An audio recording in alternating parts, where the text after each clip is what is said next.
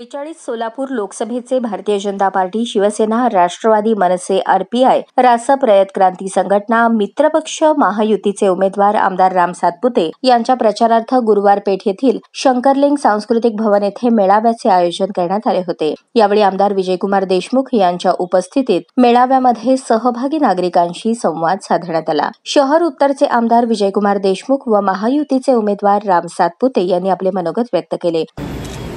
आपल्या सगळ्यांचा आशीर्वाद घेण्यासाठी आपले उमेदवार येथे उपस्थित आहेत। कुठल्याही निवडणूक असू द्या, महानगरपालिका असू द्या, विधानसभेच्या असू द्या आणि लोकसभेच्या निवडणुका असू द्या, आपण आपल्या सगळ्यांचा आशीर्वाद घेण्यासाठी भारतीय जनता पक्षाचा उमेदवार आपल्या दारापर्यंत आपल्या शक्यतो गावामध्ये येतच असतो आणि आपण भरभरून आशीर्वाद तुम्ही सगळ्यांनी आजपर्यंत घेत राहिलात आणि घेत राहणारच।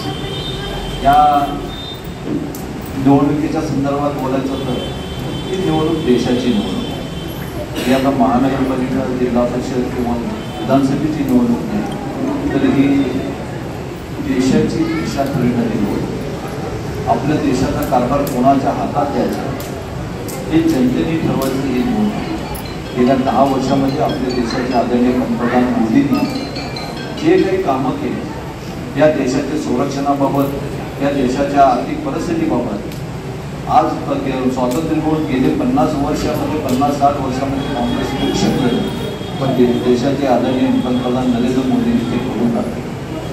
आज आपल्याला माहिती आहे मोदीजींनी आपल्या सगळ्यांच्या नशिबामध्ये किती बदल केला।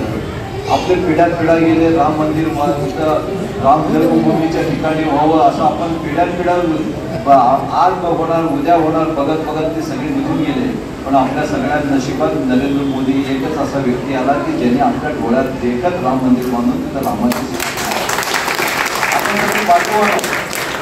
कारण नरेंद्र मोदी सारखा पंतप्रधान आपल्या देशात आहे। या देशामधल्या प्रत्येक माणसाची उंची परदेशात वाढविण्याचं काम त्यांनी केलं। या देशामधल्या प्रत्येक ज्या सर्वसामान्य गोरगरिबांचं ज्या सगळ्यांकडे त्यांनी सातत्य दिलं।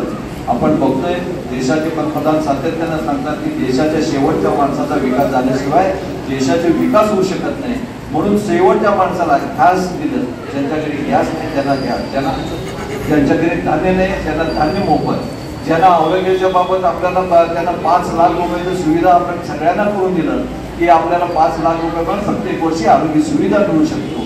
आता अनेक योजना त्यांनी या देशामध्ये आणल्या आणि सर्वसामान्य माणसाला उंचवण्याचा प्रयत्न केला आणि म्हणूनच या देशामध्ये आजपर्यंत जे घडलं नाही ते सगळे होऊ लागले आणि आपण बघतोय आज आपल्या देशामध्ये काही विध्वंस प्रवृत्ती निर्माण झालेली आहे। तर भारतीय जनता पार्टी शहर उपाध्यक्ष प्रवीण दर्गो पाटील यांनी प्रास्ताविक केले।